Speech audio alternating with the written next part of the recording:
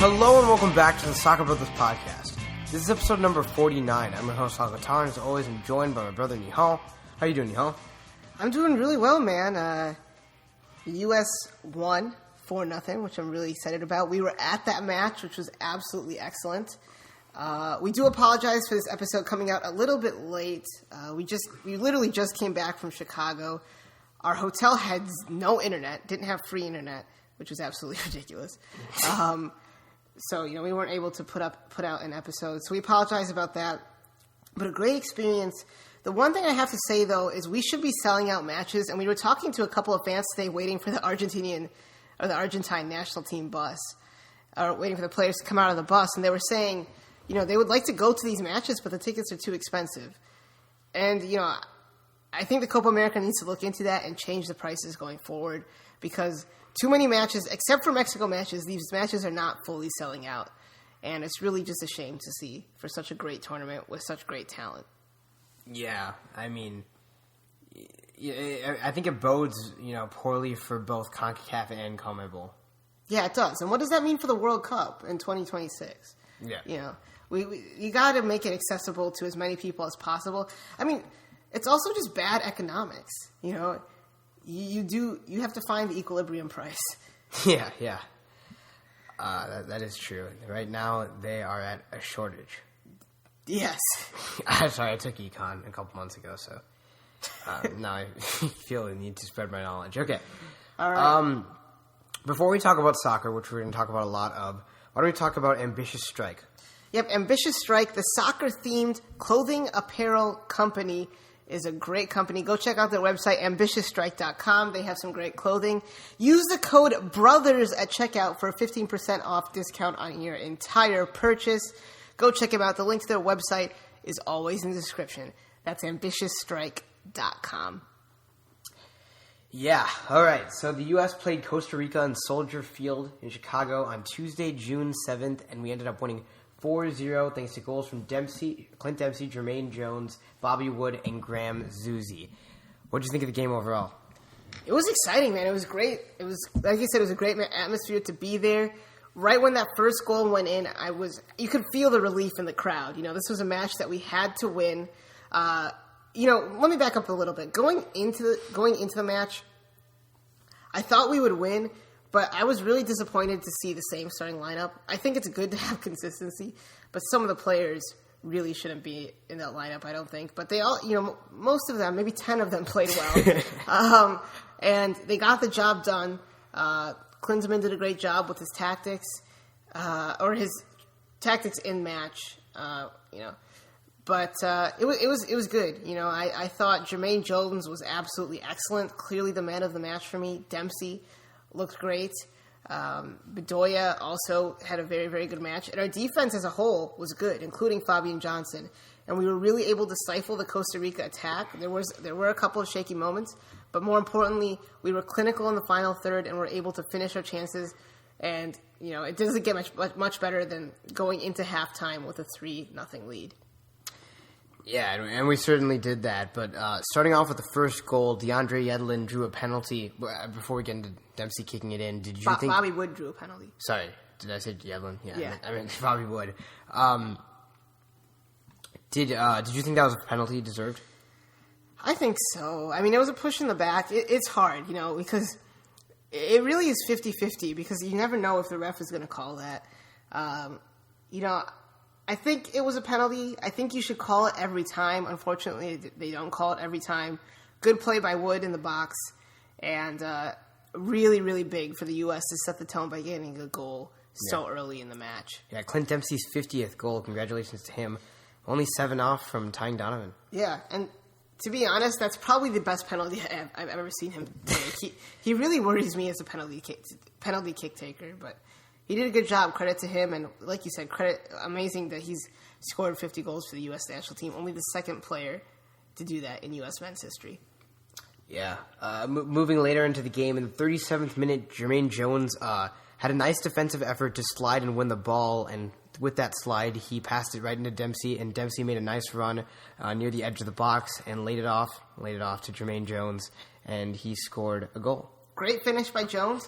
Good dribbling by Dempsey. I tend to think he over-elaborates too much, and I think he did it again. But it falls to Jermaine Jones, and Jones is able to finish his first goal since that cracker against Portugal in the 2014 World Cup.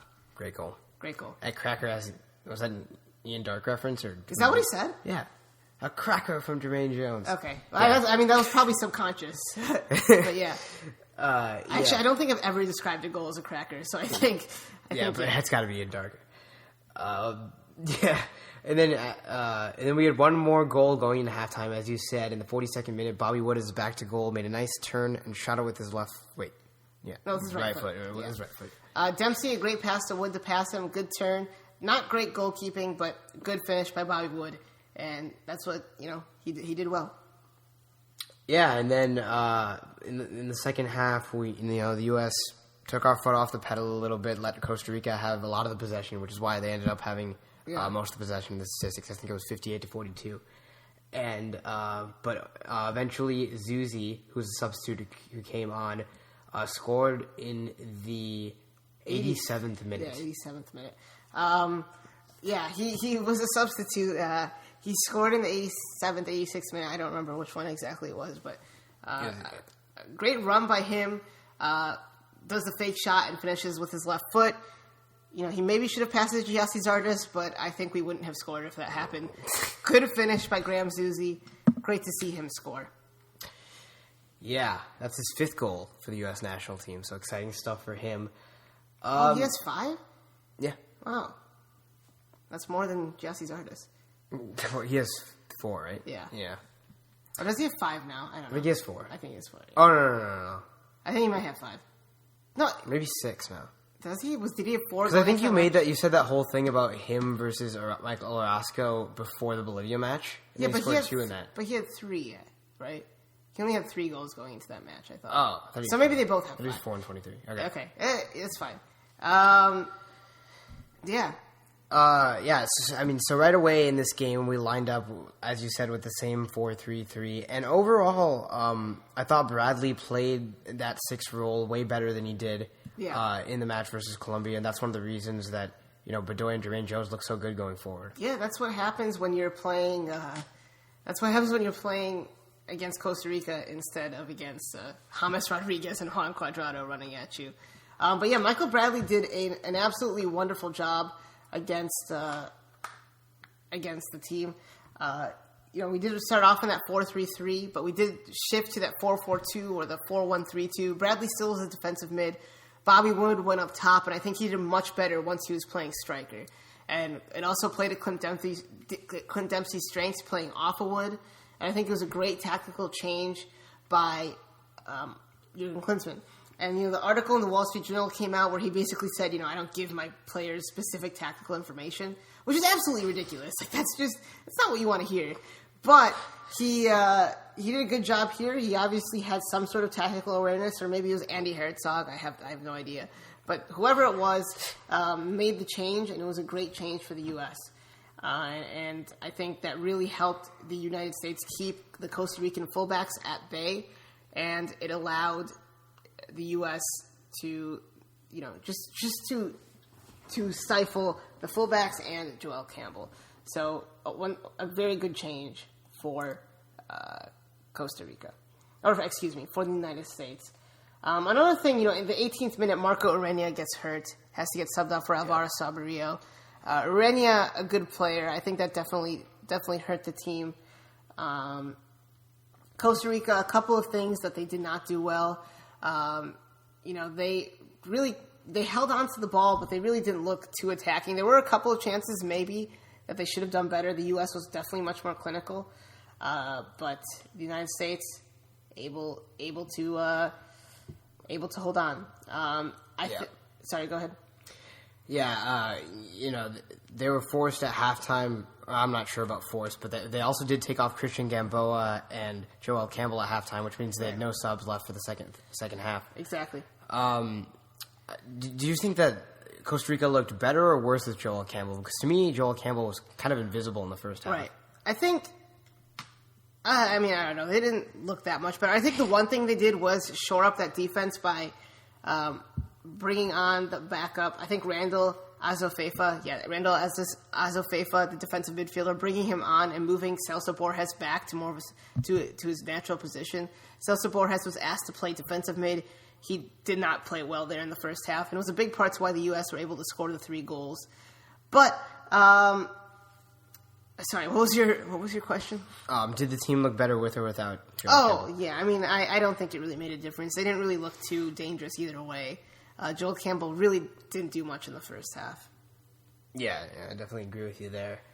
And I think that, this wasn't the best we could have seen Costa Rica play, as you said, but I definitely think the U.S. outclassed them in every way. And overall, we did have a better attitude than I think we did versus Colombia, which is one of the reasons. I said in the last podcast, where is the passion? Where's the passion on this team? And you saw the passion last night, or on Tuesday night. It was great to see that. And I still think this team doesn't have a vocal leader. I was watching something, or I think Fox Sports was doing this thing, and they were asking all the veterans, what's your leadership style? Every single player they interviewed, Jermaine Jones, Tim Howard, Clint Dempsey, Kyle Beckerman, they're like, I'm not the most vocal guy. I don't really think about leading vocally. And I think you need to have one of those guys. But the passion was there tonight, and last night, and it was great. It was a great display by the United States, and it fills the fans with optimism, the same optimism we had coming into the tournament, and it bodes well for the U.S. going forward. Yeah, definitely. So in the 70th minute, Zuzi came on for Bobby Wood, and which pushed Gyasi Zardes up to striker, right? Yes. And overall, how did you think Zuzi did in that role? I think Zuzi did well. Zuzi, I think, is a better player on the wing than Gyasi Zardes. He's got a good up and down work rate. He's obviously got a good cross. Has a great corner kick. His set pieces are pretty good. Not the fastest player. Not the flashiest player, but he gets the job done. That being said, I really wanted to see Christian Pulisic, and I was there with my Borussia Dortmund Christian Pulisic jersey waiting, and we didn't get to see him, and I don't get why not. We're up 3-0. You want those players to have big game tournaments. Yes, you maybe want to give Zuzi a chance, but he's played in a World Cup. Giving Christian Pulisic that opportunity could be so good for him going forward in this tournament and for the United States national team, giving him that kind of experience. Same with Darlington Nagbe, who doesn't have a whole lot of experience. I don't agree with those substitutions. What if that goal that ends up mattering for the goal differential from Graham Zuzi? Then fine, but he still could have brought on Pulisic with one of the other two subs. Well, yeah.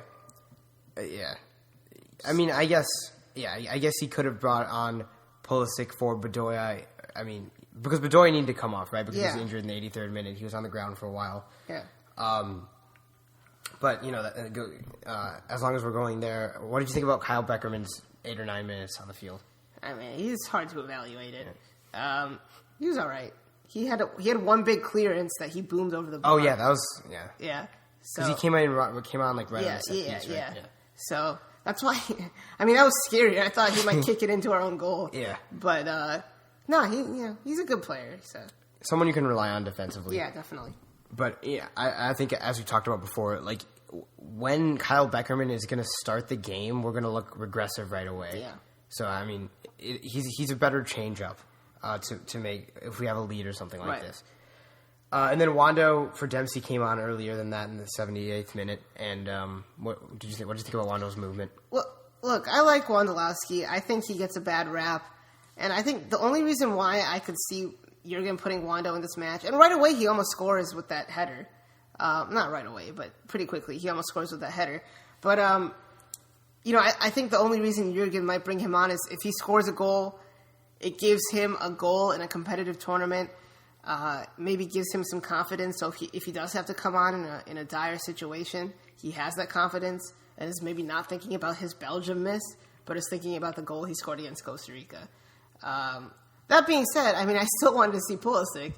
But Wando, if you're starting Zardes, Wood, and Dempsey, the only striker left is Chris Wondolowski. He's the only one off the bench. So he probably is gonna have to come on at some point again if the U.S. advances. Yeah. All right, why don't we go into our segment where we talk about the 3 things that we learned from this match? All right. Why don't you go first? What is the first thing that you learned? Giassi Zardes is not very good. I can see your paper now. We come in without knowing, and yours is Zardes is not roster worthy. So why don't we both talk about this? Why is that your number 1? Okay, look. Giassi Zardes is a player that I was excited about when he made his first few appearances. I still think that he's got an upside. I still think that he's got a future with the national team. But you cannot have that kind of touch in a competition like this. It's just he's not ready. He doesn't exactly know what to do. He often misses at the right time to make a pass or passes it to nobody. And I definitely think that he has maybe a future playing on the bench as a striker later on. Yeah. But I think on the wing we don't need him. I'd rather have Zuzi starting and there's other options that I could name that aren't even on this roster, like Ethan Finley or Sebastian Lecce. But yeah, I think he doesn't deserve to be on this roster, and he doesn't deserve to be starting. Yeah, and the thing is, there are players at the top level, like great players, who do not have great first touches. And one of those players that comes to mind is Romelu Lukaku. He does not have a good first touch. It's a little bit better than Zardes's, but he's also able to create his own goals and actually score when they're presented to him. Giassi Zardes, even with service, takes a horrible touch. He goes to the corner flag, or he just misses shots. He misses point-blank headers. Like thinking of Trinidad and Tobago, he did it against the Netherlands. He missed a shot in the first half that should have been a goal. He's just not a good player at this point. He does have an upside. He can get better, but it's so frustrating when he kills our attack. And we have 10 really good players on the field with Giassi Zardes. Yeah. And it's like, you're hoping for them to go the other way. I was kept on hoping for them to go to the other side of the field because I don't want Giassi Zardes to kill an attack. And not only is it just not good for the U.S. national team, the fans are starting to turn against him.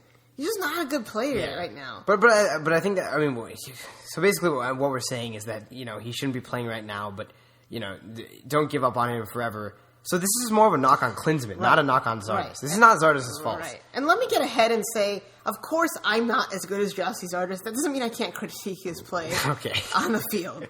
Like,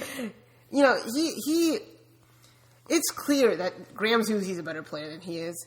Christian Pulisic is a better player than he is. Even Nagbe, if you were to play out there. Yeah, exactly. I would much rather have Nagbe on the wing than Zardes start. And I don't know what Klinsmann sees in him. I don't know.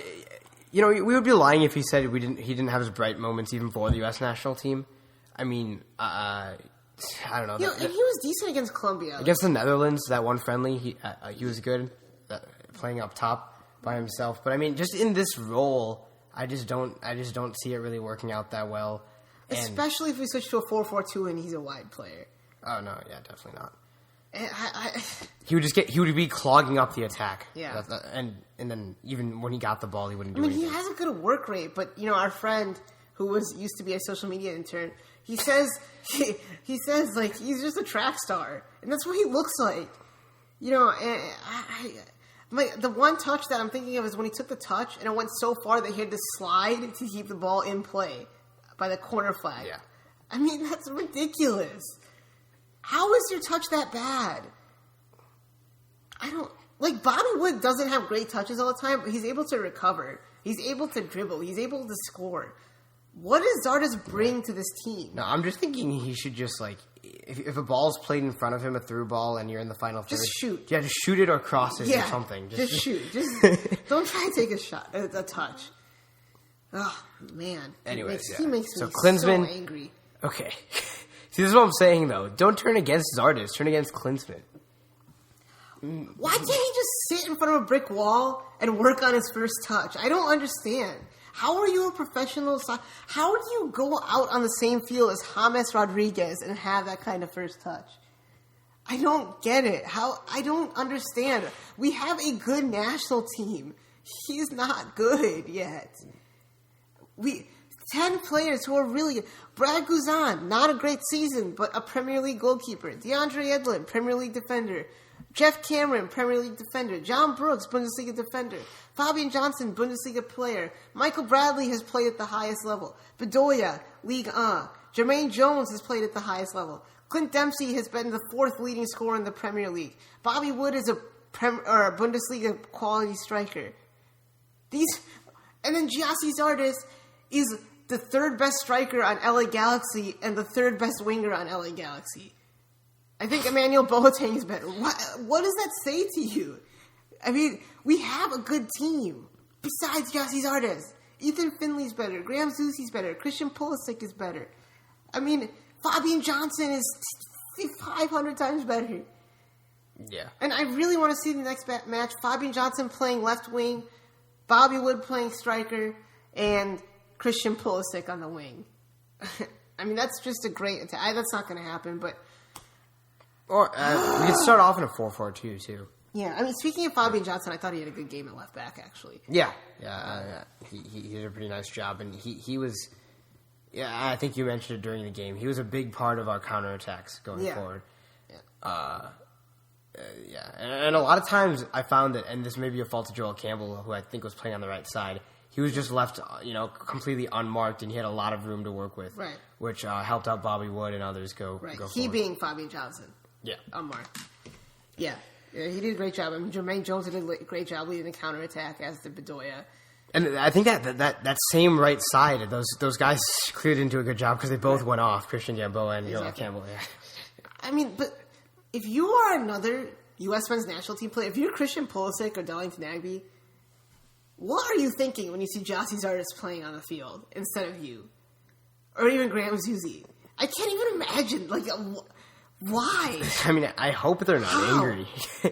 I would be angry. Wouldn't you be angry? Yeah, but you just don't want that kind of toxic environment. That doesn't mean they're not going to root for the team or root for Giassi, but they should be playing over him. Why doesn't someone ask Klinsmann, what does he see in Giassi Zardes?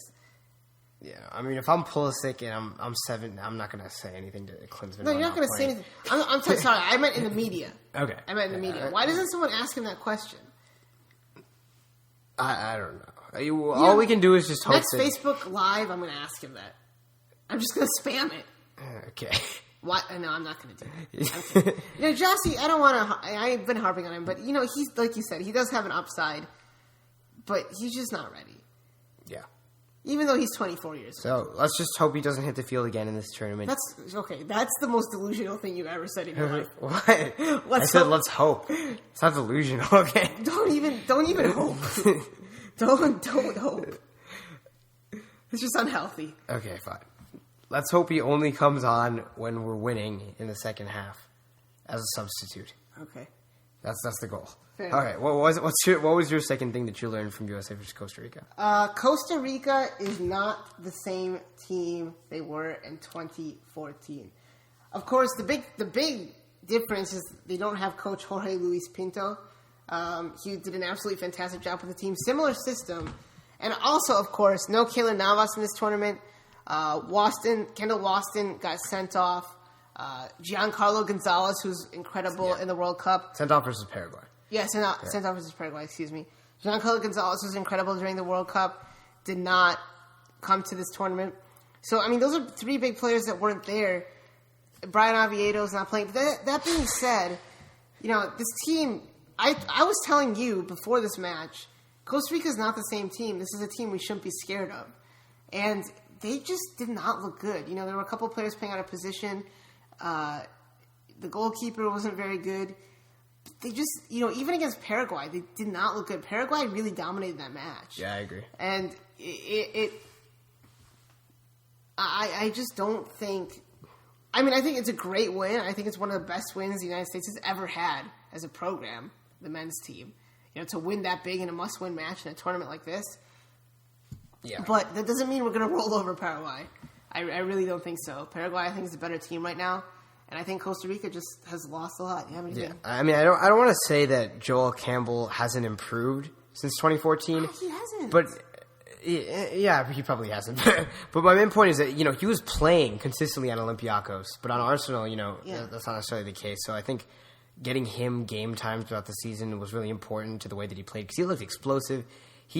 For 120 minutes versus Greece, that he was sprinting up and down the field, and now he wasn't even really getting back on defense. No, he wasn't. In the first half. And I think, he was playing sort of that right mid two striker thing. I think he's a striker. I think that's where he did well in the tournament, in the World Cup. I think that's where he should be playing. But yeah, that's my second one. What's yours?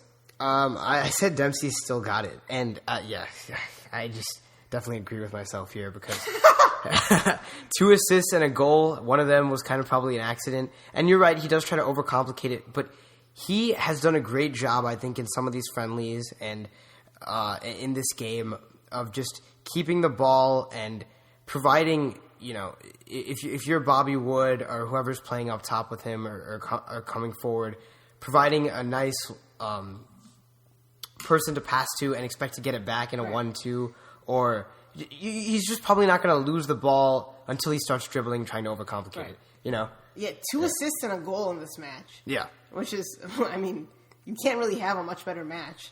You can. Well, the goal could have been not a penalty. That's okay. Fair enough. But he was great, and like you said, his distribution is great, and no one on this team, except maybe Christian Pulisic or Fabian Johnson or someone like that, but no one on this team is willing to try the things he does. No one is able to dribble like he does. It's like skill moves in FIFA, like the stuff he does on the field. Yeah, and. He may have lost a step, but he's still such a good player. And he's, he doesn't really fit into that 4-3-3. I think we might try it out in a 4-4-2 next time to play to his strengths. And I think, that's fine. Dempsey, he's a player that I think has to play. Maybe not in the next match, though, because I don't know how much. I know he got subbed off, but that's a lot of game time for him and Jermaine Jones. Yeah. And, Dempsey still got it. And, Yeah. So go ahead. We were worrying a lot about, what Josie Altidore not showing up to this tournament would mean. But, it's kind of made us forget about that, because Dempsey has played really well in both roles, up top next to someone who's more attacking like Bobby Wood, or where he actually drifted back and helped out in the midfield to gain us possession, and as a lone striker of false 9. Yeah, exactly. And what I was going to say is not only does Dempsey still have it, Jermaine Jones still has it. So it's great to see those two playing well. We'll see if they can play at the World Cup. We'll see. Yeah,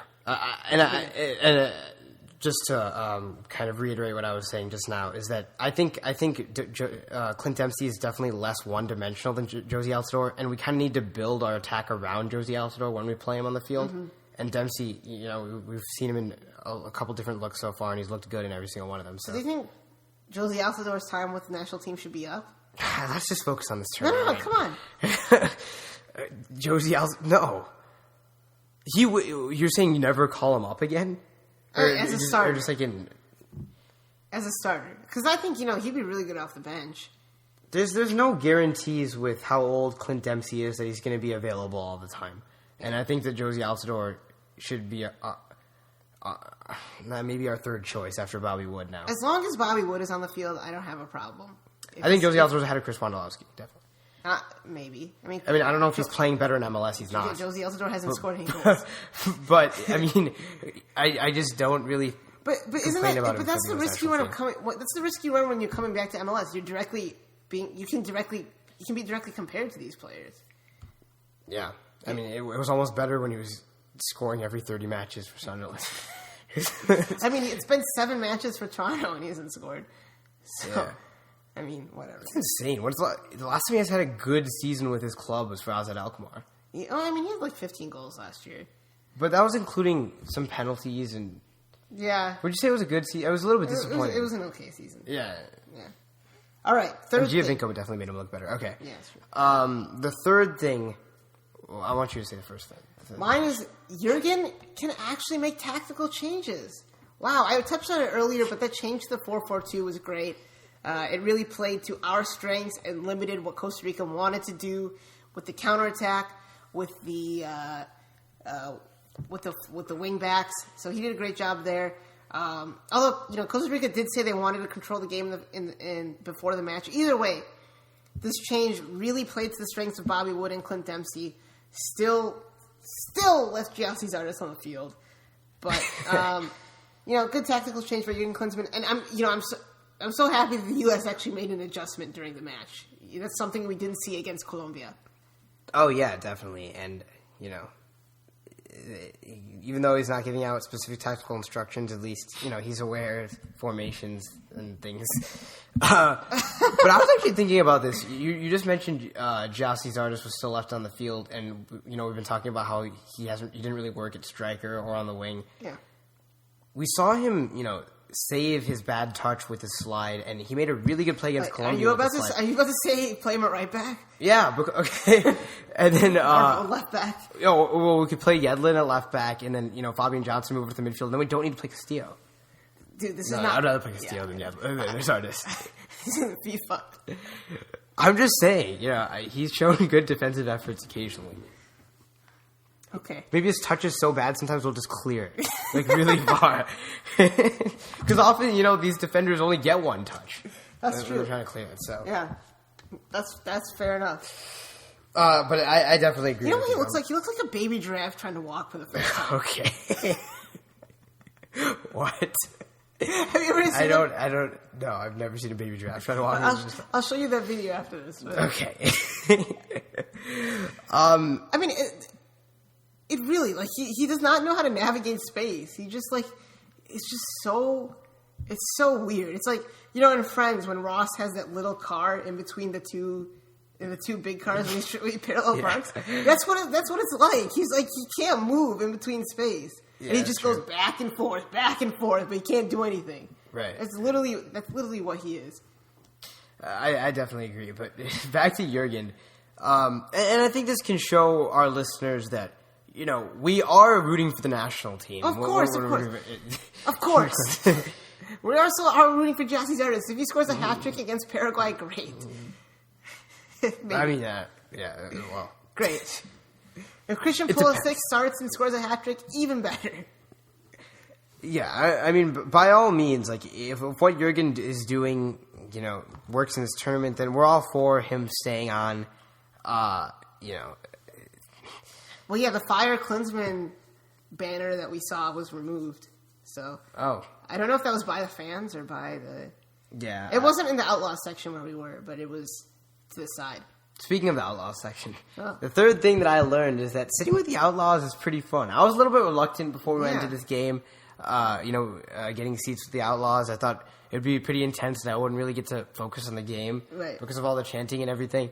But, I mean, even though this is probably one of the more chill American Outlaws games, or games for that section, I thought it was pretty fun. It was, we got a little sheet before the match that, like, gave us all the chants and when to chant them. Right. It's actually more complicated than it looks. Yeah. I mean, we knew most of the chants already. Yeah. You know, and we were in the second tier, so we weren't with, like, the super hardcore Outlaws, which I think was a good balance. We wanted to get a better vantage point to see, which is why we were, you know, a little bit higher. And we saw the 3 goals in the first half that were on our side. Right. And, you know, the Outlaws were great. It's so fun chanting. It's, you know, usually, like, the matches we've been to, we've always usually sat by midfield. And, like, it's just not fun because no one around you is chanting. And, like, I start chanting, I start singing, people look at me like I'm weird. Except against Guatemala, the guy next to me was singing, which is great. And against Mexico, everyone was singing in Columbus. But, I mean, like, you know, it's just so much fun to be in that environment, to be welcomed. You know, I met this guy behind me. He was really cool. He was from Brooklyn. He's a 2-time World Cup veteran. And, you know, it was my 6th cap, probably my second favorite match, besides the USA-Mexico World Cup veteran makes him seem like he was playing in the World Cup. Oh, no. He's a World Cup veteran outlaw. We met, or we saw, you know, we were with, like, the Teddy Roosevelt that after the match, you know, and then, like, obviously everyone was there. Rachel Bonetta, Ryan Rosenblatt were interviewing the Outlaws. Univision was, and it was, you know, everyone, it was just such a cool area. Yeah, the players came and clapped to us. The whole thing is great. The whole environment is great. Singing, chanting, rooting for the national team. The national anthem was cool when you got to hold up the flag. Oh yeah, we were underneath the flag, the stars, and it was a great experience. It really was, and I think that completely made the experience for us. Yeah. And there was no problem with where we were sitting. I mean, we got to see everything develop, and it was good. We were pretty high. Yeah. So, high as in, High as in high up. Yeah. Although, it's easy to get high off a performance like this. Okay. Yeah. I don't even know what to say. No. You're about to say something. You know what else can make you high? Wearing an Ambitious Strike shirt. Exactly. Go to ambitiousstrike.com. Ambitious Strike is a soccer-themed, clothing apparel company. Use the code BROTHERS at checkout for a 15% discount on your entire purchase. It's a great deal. It helps you. It helps us. It helps them. It helps everyone. Yeah. One more thing. Go to centrodeportivo.com. My latest article, that would be my third article, with the USMNT player ratings will be up. Player ratings will be up. I'm excited to be writing for them. Former guest Carlos Mojica is one of the editors for the site. I thought you said we'd be meeting him. We could, but he had to run to the press conference. Okay. So, yeah. So go check that out for sure. They have a lot of great articles. Yeah, definitely. They're doing some great things for the Copa America Centenario. Yeah. You can, if you want to email us questions for the next episode, we're going to preview the U.S. game versus Paraguay in Group A. And also review what's happened so far, because we haven't really talked about it yet. Yeah, this was pretty much only about the USA versus Costa Rica, since we got to see it and everything. Yeah. Email us questions at SoccerBrothersPodcast@gmail.com. You can also tweet us at SoccerBrothersPod. You can also send us questions there. And that's also the handle for our Instagram. We're also on Facebook. Check us out everywhere or if you want to get the latest info on the pod. Yeah, we are on iTunes and SoundCloud, of course. We're also now on Podkicker, so if that's where you listen to your podcast, that was a request from a listener, which is great. We were able to do that. It's a great service, so go check us out over there. Over there. Over there. Send the word over there. That the Yanks are coming, the Yanks are coming.